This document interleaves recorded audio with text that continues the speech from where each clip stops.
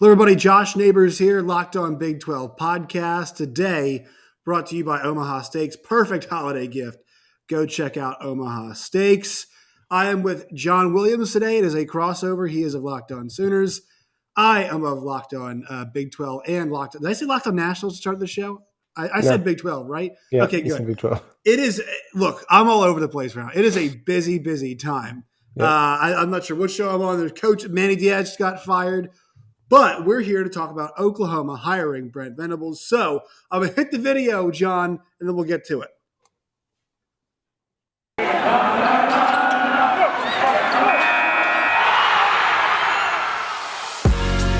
You are Locked On Big 12, your daily podcast on the Big 12 Conference, part of the Locked On Podcast Network, your team every day.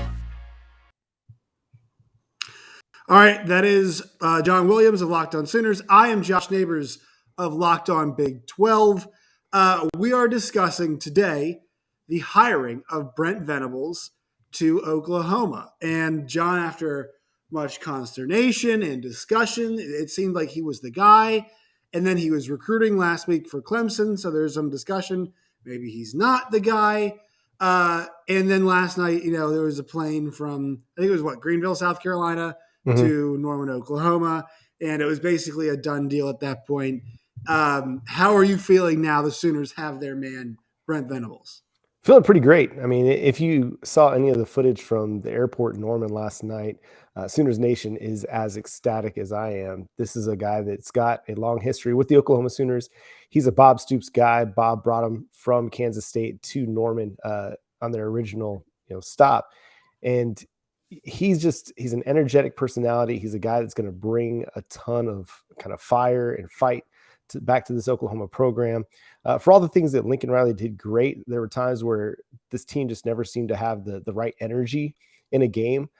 It doesn't appear like that's going to be an issue. Like Lincoln Riley is kind of the soft-spoken, very monotone, he's not as bad as Dave Aranda, but he kind of approached that level of things. Whereas Brent Venables, man, there's a lot of comparisons going on right now between him and Porter Mosier, the college men's basketball coach, who they just both seem to have a ton of energy, a ton of personality. And I think it's refreshing a little bit, and it's exciting.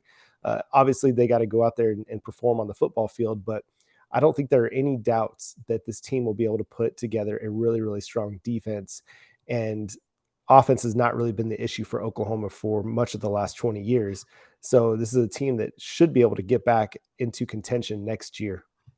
Yeah, I think people might frame this as, well, you had an offensive coach. And let's be honest, it worked, right? To a certain extent, it worked. Yeah. And then, we always hear this all the time. You went offense last time, you go defense next time, right? Right. I don't think that's what this is. No. I think you could argue, yes, part of Oklahoma's problem when it comes to that top level, right, is their defense hasn't been good enough, right? That has been the criticism. And it's fair at times. To me, though, and I mentioned this already, but to me, I think the biggest advantage of bringing in a Brent Venables is that, number one, he's going to stay, right? He's been 3 places in his coaching career, right? Kansas State, Oklahoma, Clemson, now back to Oklahoma. Still only 3 places, right? Yep. And that's it's basically a 30-year career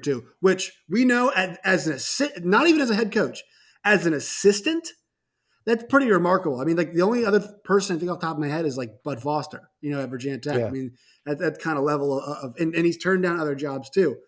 So I like that, right? This seems like the guy who's going to lead you to the SEC. We know he's going to be there for a while. And to that vein, also, the recruiting part of it is exciting for Oklahoma because as they transition to the SEC, that is a challenge. But they've now gotten a coach who, at Clemson, was really well known for his recruiting, and he was poaching guys that SEC schools wanted, right? Look at the classes that Clemson's had. Look at the caliber of player, especially on that defensive side, right?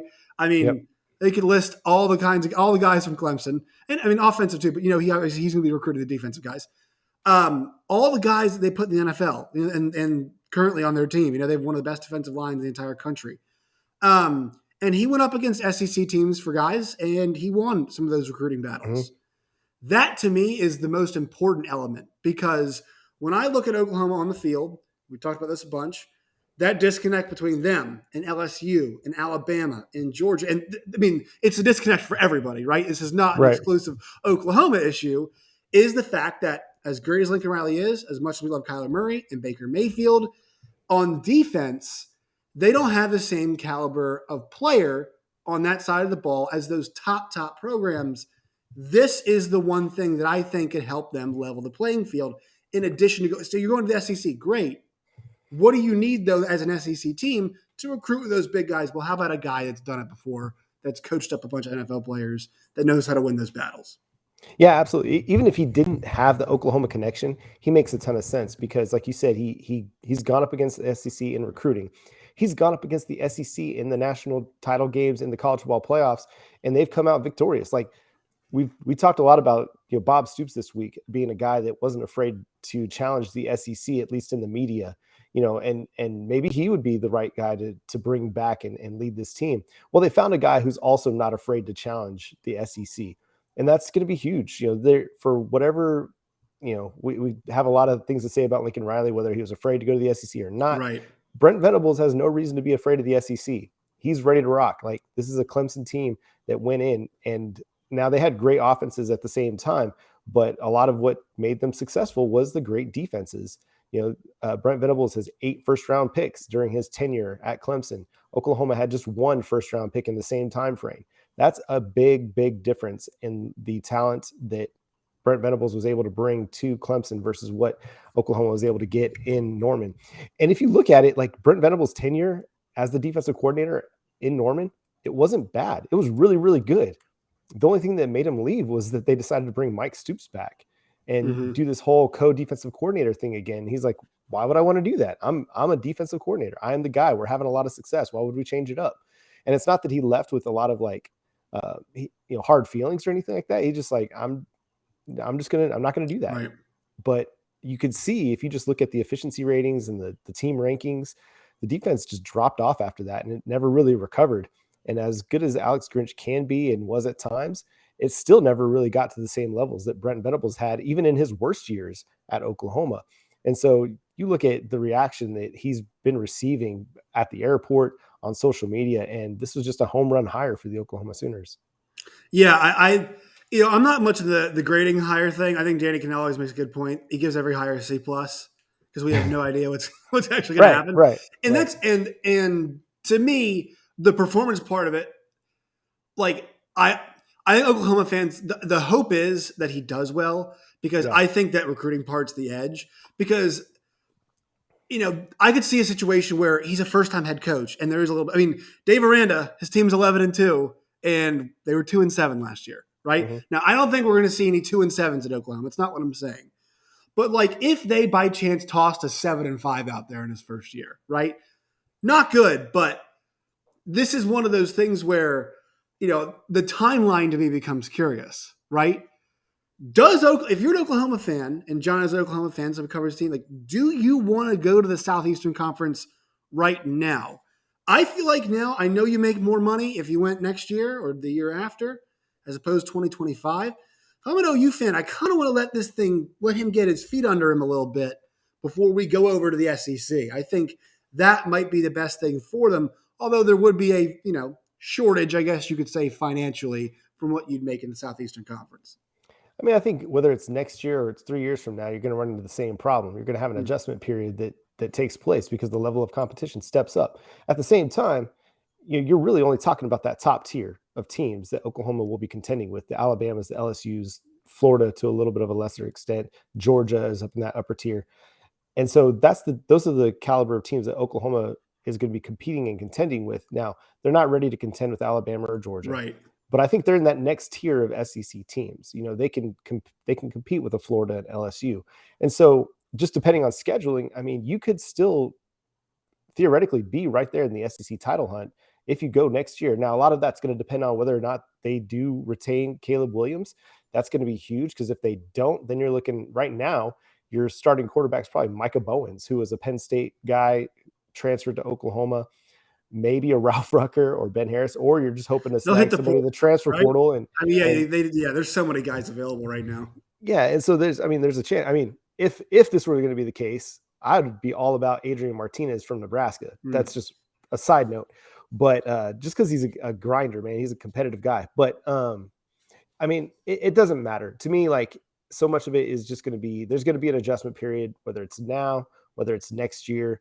You're already going to be losing a ton of guys potentially on your defensive line. And so it really doesn't make a difference whether it's this year or next year, because you're going to go through some of the same issues.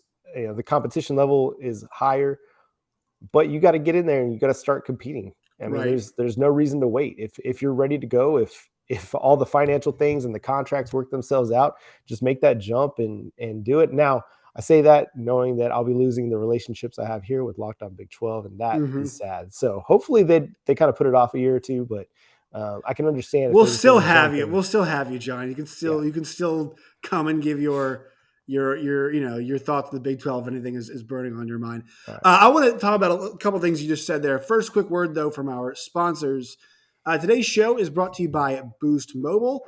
You switch to Boost Mobile right now, and it will save you a lot of money because Boost Mobile gives you the power of free 5G right now. That's right. You can get a free 5G phone right now, and also the power of 3 unlimited data lines for just $30 a month per line, so your family can harness all of that brain power as well. Switch to Boost Mobile today and find out how much you can save. You get a Samsung Galaxy A32 5G when you switch to one of America's largest 5G networks. More power to save. Boost Mobile, free phone limited to 1 per new customer per line. Additional restrictions apply. Offers and coverage not available everywhere or for all phones and networks. See Boost Mobile for more details. Also, today's show is brought to you by our friends at Prize Picks. It's the best place to play daily fantasy for college football. If you took the over on Spencer Sanders' interceptions last week, you would have made some money. They have that over-unders for interceptions, for touchdowns, for things like that. So you can go find that today on Prize Picks. Download it in most states. Use that promo code Locked On. It's LOCKEDON Locked On for a 100% deposit match up to $100. All right, John. So a couple things on what you said. I'm just wondering about the adjustment, because there's going to be adjustment obviously for Oklahoma, but maybe the adjustment for him is the head coach part of it. Yeah. Because what's going to be odd here, and we'll get into this now, I guess, the coordinator hire on offense is going to matter, but because like Jeff Lebby has been the one talked about, right? Mm-hmm. And Joe Brady is now available as well. So you think about hiring one of those guys. The thing is, if you hire somebody like that, you're going to be making another hire in probably 1 to 2 years. I know that's how a lot of coordinators work. Yeah. But at a place like OU, if you get one of those guys, and I think Lebby's got further enough from Baylor now, because the stink is on those guys. I mean, I think if Kendall Briles isn't associated with Baylor, he's still a head coach. Excuse me, he's probably a head coach now, right? As opposed to offense coordinator everywhere. Jeff Lebby, somebody I think his name kind of came up for jobs, but I think a little bit more seasoning, and we'll see what happens there. And then also Joe Brady. I mean. I think there's some questions now about how good of how much he had to come into play with the LSU team. Was it just the red zone? How much of it was that? Things didn't work out with the Panthers, whatever. But, that's the timing part of it too. Now, you can't look at it like, hey, I'm thinking about a coordinator hire in relation to when we go to the SEC. But that's one of those things that crosses my mind. I mean, they're going to have to make multiple coordinator hires that kind of coincide with their transition. Yeah, it's true. And it's going to create a little bit of a question as far as this Oklahoma offense is concerned. But it's hard. I think coordinator hires are always difficult. I mean, you want to find the best guy to lead your team, but at the same time realizing that in 2 years, you might be replacing that guy. Now, the good news is you're not going to have to worry about that on the defensive side of the ball for a long time. I mean, even if you do lose your defensive coordinator, you still got Brent Venables that's going to be there helping to design and call the plays, more than likely. Now, it could be that he's going to be handing those play calling duties off to somebody else. But on the offensive side of the football, I think Lebby makes a lot of sense. The Baylor thing is a bit of a question mark, but there's a lot of trust that's been given to Joseph Harraz, the president, and Joe Castiglione, the athletic director, that if they feel comfortable with the guy, then Oklahoma fans should feel comfortable with it too. It's going to feel weird, and I'm sure that there will be some kind of, process where we go through that and we're like, well, we have to kind of deal with this now. But There's a lot of trust in those guys. Joe Brady makes a lot of sense. He was heavy into Caleb Williams, and Caleb Williams looked to be going to LSU until Brady left for the NFL. And that's when kind of Lincoln Riley swooped in and was able to really make his full-throated pitch. So it's going to be interesting to see. I don't want them to make a coordinator hire simply before Caleb Williams. I think it'd be a mistake to put one player kind of above what's best for your program. However, if they see that Joe Brady is the best thing for this program, then by all means, go for it. I do think, you look at what happened at LSU, and I think it was just a combination of factors. Like, they had so many great players on that LSU team, from Joe Burrow to Clyde Edwards-Helaire to Jamar Chase, T. Higgins. Like, it was just a great collection of players. At the same time, you don't reach historical levels unless you have a really good play caller as well. And so I think while a lot of it can be credited to the talent level that they had, I think you got to give Joe Brady his due as well. Yeah. It's hard to look at what happened in Carolina and just solely place everything on the offensive coordinator. Sam Darnold, he's an okay, quarterback. He's not reached even like good levels in the NFL yet. Cam Newton being brought in completely changes your offense. And McCaffrey's never been healthy either. And he's never been healthy either. And I mean, obviously coaches have to overcome those things. Right. At the same time, like, what he was working with wasn't really even good. You can't even call any of the offensive talents, except for like DJ Moore, a good player for Carolina. And so it's understandable why things haven't worked out there offensively. And so I'm willing to give him a chance, understanding that maybe in a couple of years he's off to another offensive coordinator job or a head coaching job. It'll remain to be seen. But there's a lot of great offensive coordinators in college football, and that's the really fun thing about it. It's like, if you lose this guy, then hey, there's another guy that has a lot of success at maybe a lower level team, a group of 5 team that you can bring in and help lead the way. Yeah, I mean, do you take a run of the guy like a Warren Ruggiero from Wake Forest? And I know it's a little bit of a different offensive philosophy, but stuff like that is out there. I will say this.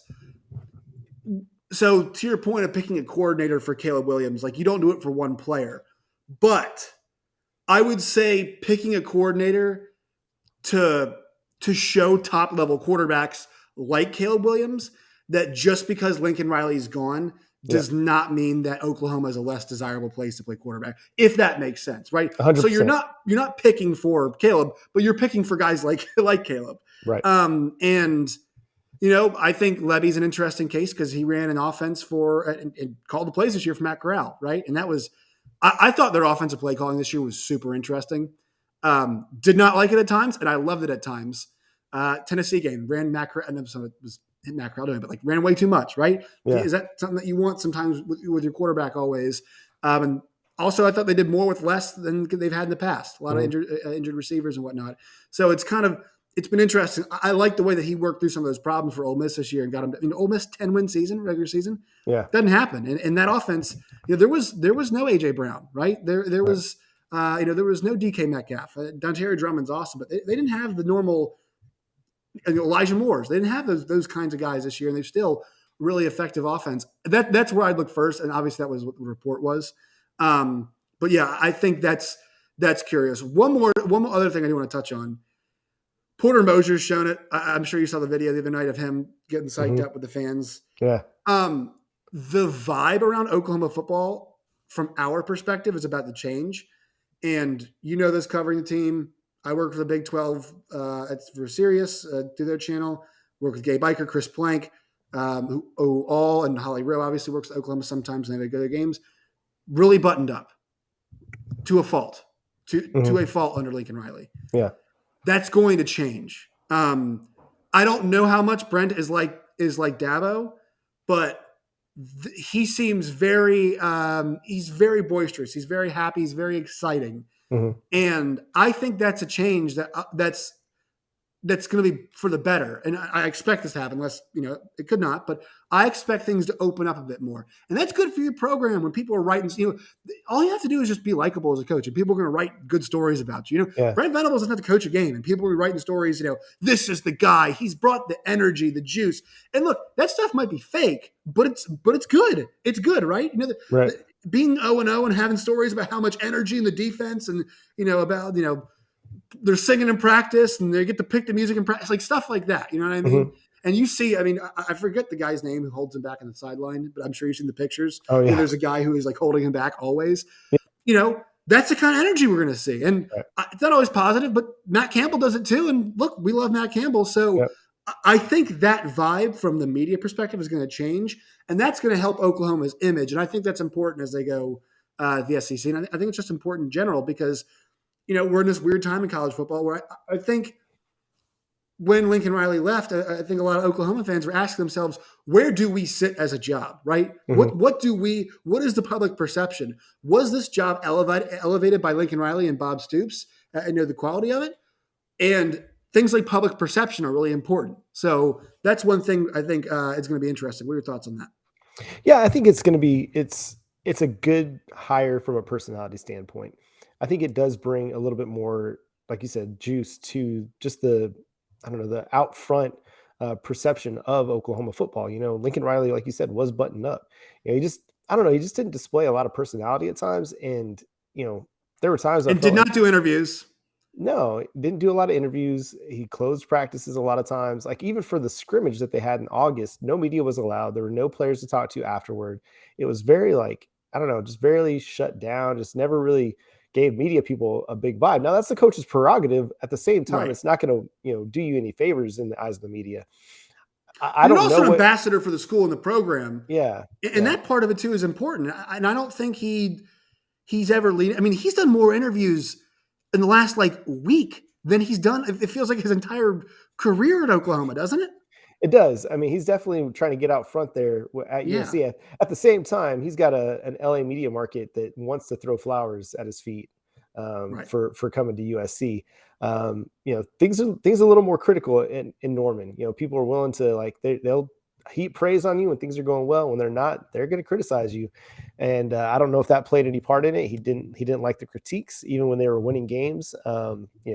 By big, if they were winning games by narrow margins, he got a little bit frustrated with some of the questions about those things. But just never really a guy that was one to kind of go out of his way to build those relationships with the media or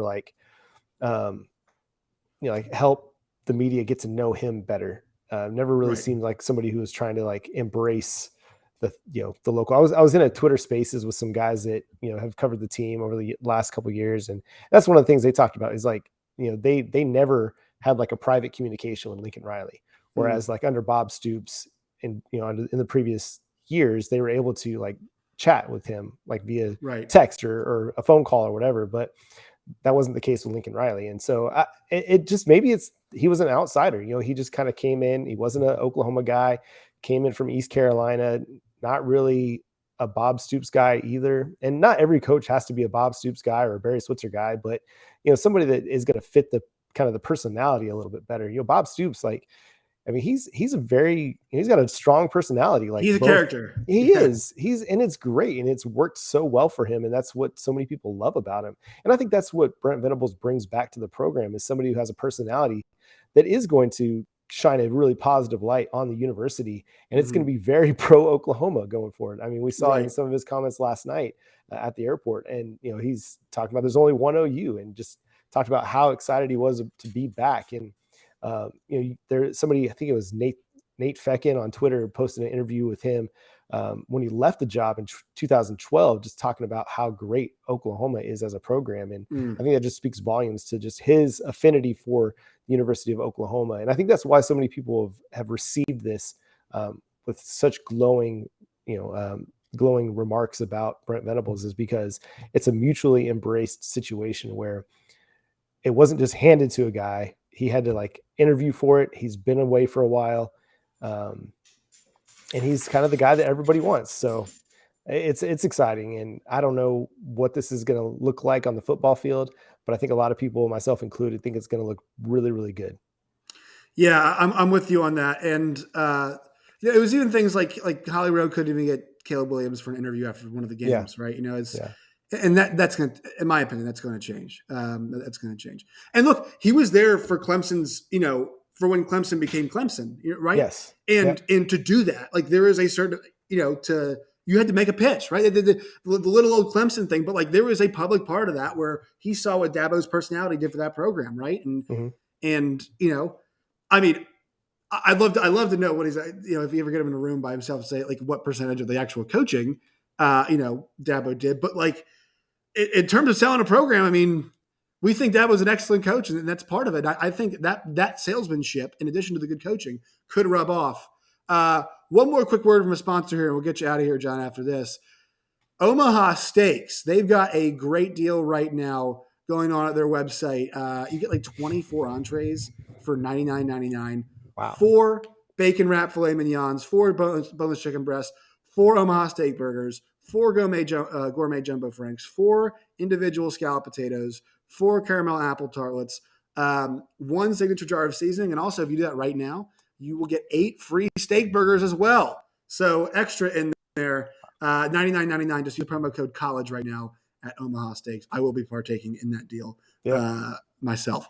All right. So John, before I get you out of here, once again, like if you want to, I'll give you the space here. Do you want to grade the hire? Because I don't do it. He could suck. Like this, it could suck. I doubt it. It could suck. This is why, like, I'm not grading Steve Sarkisian yet. Right. I know it's been an awful season, but like the guy took over last year, and clearly there are some cultural issues that are wrong at Texas. 100%. And so we should not judge him right now. Dave Aranda, 2-7, year 2, 11-2. So if you'd like to grade it, go ahead. But this is a part of the podcast where I say patience, patience, patience. You got to see what you have. Yeah, no, I think you got to wait several years before you can look back and really grade a hire. This is how I feel about the NFL draft as well. Like you can't really know how good a draft is until at least 2 to 3 years into that draft, because I mean, it takes time for these guys to actually make an impact in the NFL. Anybody other than your first round pick is going to be hard pressed to get full snaps to really make an impact in year 1. So grading head coaching hires in year 1 will be hard. I will say this, just from a look at where we were a week ago, right, to how we feel now, it's an A+. Just yes. based on you feel much better. You feel a lot better. Yes. Just based on the dire situation the Sooners were in last week and where we are now, things are so much better. I mean, the 2023 class, we're going to have to start from scratch. That recruiting class is pretty much done. Aside from DeAndre Moore, who is committed to the University of Oklahoma, 4-star wide receiver. That's a huge commit. The 2022 class is doing better. It's treading water a little bit, even after the loss of Raleek Brown. Still a lot of guys that are fully committed. Gavin Sawchuk, offensive lineman. Things doing great right now with that 2022 class. I think Brent Venables has a chance to re-solidify that group, especially on the defensive side of the football, as early signing day and national signing day approach in the next couple months. So overall, just where we're at right now, day after the hire, Brent Venables gets and Joe Castiglione really get an A+ for this. I think it's the best thing for the program right now. We'll see how it turns out, and we'll grade it again, 2 years down the road to see how it all is shaping up. But from a heading into the SEC perspective, finding an Oklahoma guy that's going to be loyal to the program, just reinserting some energy into the program, A+. Yeah, I think you're spot on the NFL draft stuff. Like, hey, Micah Parsons, awesome. And it could go, but it could go south next year, right? It could go sophomore slump. He could get hurt a bunch and be some guy who's got a chronic foot injury the rest of his career, right? This is why these things we always got to be more patient. I know there's so much instant gratification involved right now. And the early signing period, I think, is fed into that narrative, right? And that's why that's a whole other can of worms. They're going to actually probably have to get rid of the early signing period, in my opinion, because the way it's going to affect current coaching. Right. I mean, SMU mailed it in for like a month, the last month of the season. Even while they were competing for an AC, a champion, a spot in the AAC title game. I'm like, it's crazy. Yeah, no, it's bad. And like and once, I like the kids have a chance to sign early. It's good. Yeah. But like they should just open it. Honestly, they just open it up to be totally frank. But that being said, I mean, I think considering the circumstances and the kind of coach they had, because I think Lincoln Riley to USC is a home run for them. That puts OU in a tough spot, but you have to trust Joe Castiglione. Like that guy is a smooth operator. He's been a good athletic director. So I think Oklahoma fans have the right to feel much better. Once again, we'll grade it later, but yeah, A+ if you're an Oklahoma fan in the way you're feeling and how you feel. Much more relaxed, much more calm today. What's coming up in your podcast? I'll let you plug some stuff before we get out of here. Yeah, we'll continue to talk about this hire, what it means for the 2022 recruiting class, 2023 as well. Just we'll get an indication of kind of how he's going to shape his staff up. We'll be on the lookout for that as well. Just a lot of great vibes coming from Brent Venables and the Oklahoma Sooners. So, and for now that football season's over, although we have the Alamo Bowl, we'll start digging into Porter Moser and the men's basketball team as well. Big 12 hoops, the best in the country. All right, John, appreciate your time. My pleasure. Thank you, Josh.